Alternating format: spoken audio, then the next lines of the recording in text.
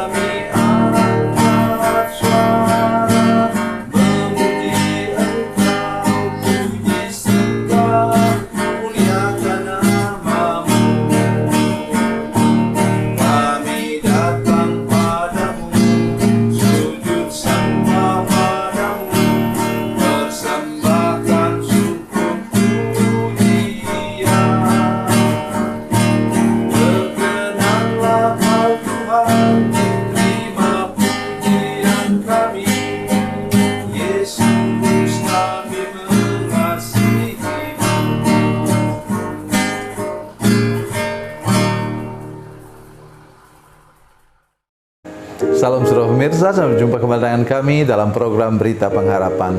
Hari ini saya ingin menolong kita untuk memahami lebih dalam sesuatu yang sebenarnya selalu kita lakukan, tetapi kadang-kadang kita belum mengerti sesungguhnya apa artinya. Hari ini saya ingin menjelaskan hal itu. Mari kita berdoa sebelum kita lebih jauh mendengarkan firman Tuhan hari ini. Bapa, dalam nama Yesus kami mengucap syukur kepadamu untuk firman-Mu yang Kau sampaikan kepada kami hari ini. Kami bersyukur karena ada firman Tuhan yang menjelaskan kepada kami tentang sakramen.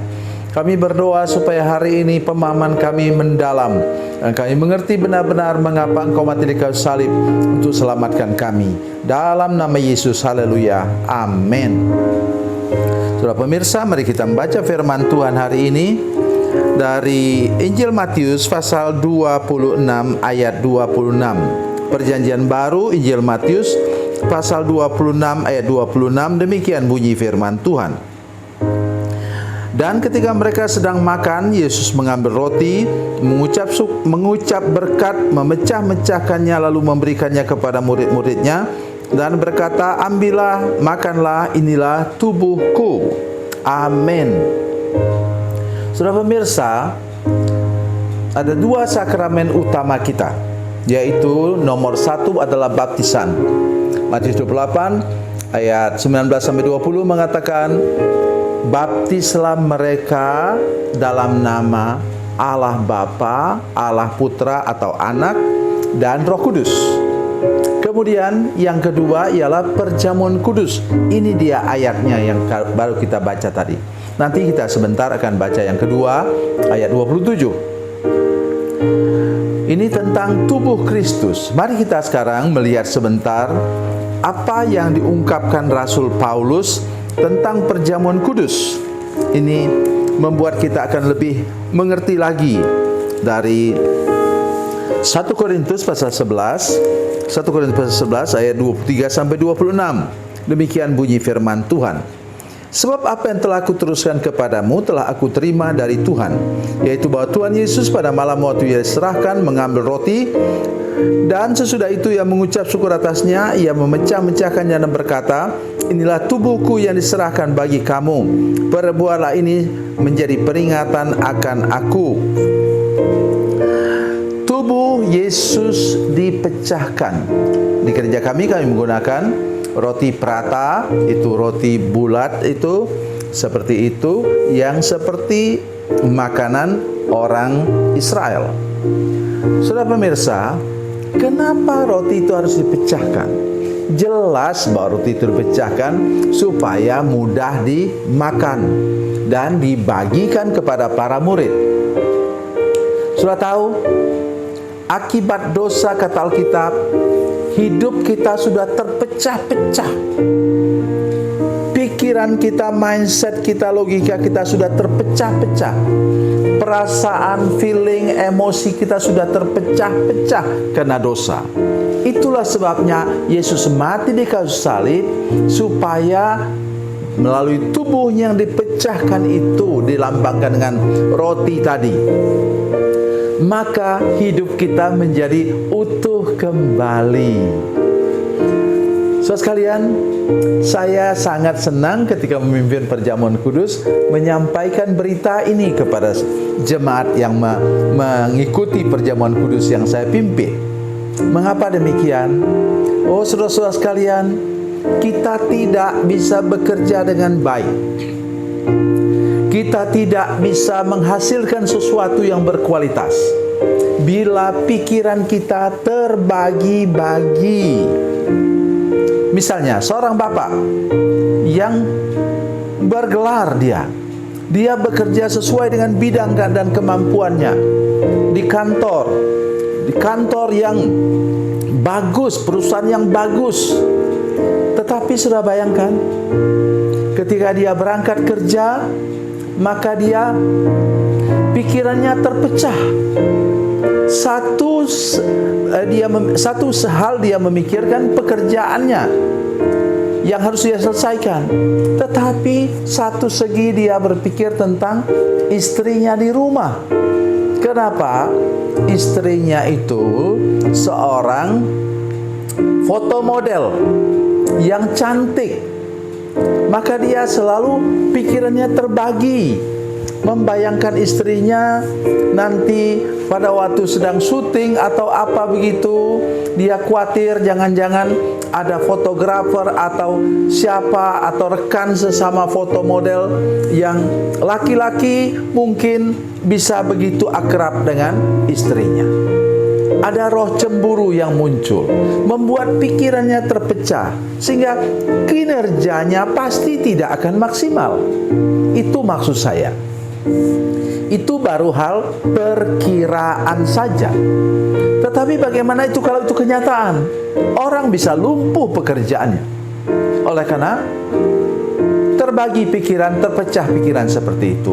Itu baru pikiran, belum perasaan, feeling atau emosi, saudara sekalian. Jadi itu sebabnya betapa penting kita ketika menghayati perjamuan kudus, kita katakan Tuhan Yesus sudah terpecah tubuhnya untuk selamatkan saya.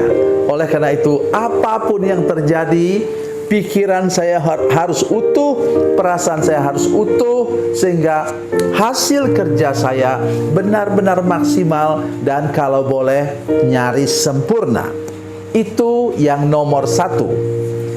Hal yang kedua ialah, sudah lihat, roti itu dia buat apa? Cuma dipecahkan itu saja? Tidak. Dimakan. Kata firman Tuhan tadi, sesudah itu ia mengucap syukur atasnya, ia memecah-mecahkan, inilah tubuhku yang diserahkan bagi kamu, perbuatlah ini menjadi peringatan akan aku. Roti yang dipecahkan itu untuk dimakan.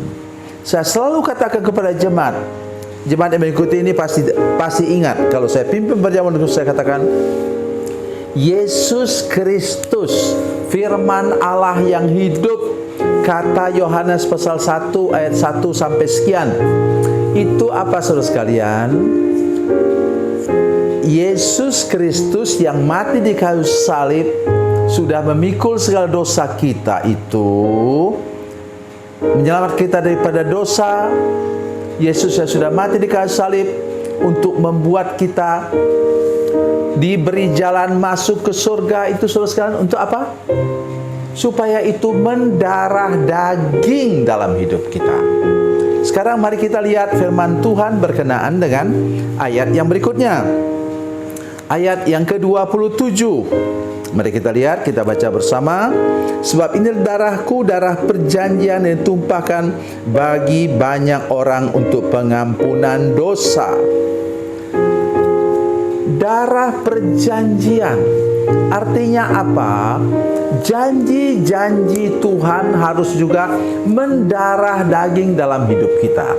Kalau sudah mendarah daging dengan janji-janji Tuhan, maka engkau tidak akan pernah putus asa. Amin.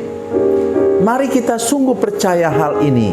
Roti, tubuh dan darah Yesus tadi harus mendarah daging dalam hidup kita, menjadi etika dan moral kita, menjadi pola dan gaya hidup kita, menjadi tutur kata dan tingkah laku kita sehari-hari. Itulah yang menjadi kesaksian bagi banyak orang. Tuhan Yesus memberkati, Tuhan Yesus baik. Mari kita berdoa. Bapa, dalam nama Yesus, berkati kami dengan firman Tuhan ini. Kami berdoa supaya firman Tuhan, tubuh dan darah-Mu mendarah daging dalam hidup kami, sehingga kehidupan etika dan moral kami, pola dan gaya hidup kami, tutur kata dan tingkah laku kami benar-benar berubah menjadi sama seperti Engkau. Terima kasih Tuhan, dalam nama Yesus. Haleluya. Amin.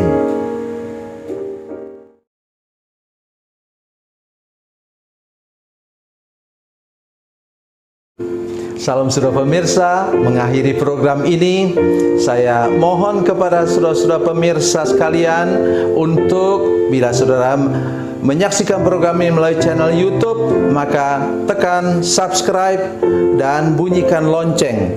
Dan bila saudara menyaksikan program ini melalui channel Facebook, maka tolong saudara-saudara sekalian tekan like dan juga komen. Dan demikian pula bila sudah menyaksikan program Makanan Bergizi hari ini yang tertulis, maka tekan yang sama juga, tekan like dan tekan komen. Dan tolong saudara-saudara sekalian untuk membagikan program ini, share program ini di channel saudara-saudara sekalian, supaya lebih banyak lagi orang diberkati melalui program ini. Tuhan Yesus memberkati, Tuhan Yesus baik.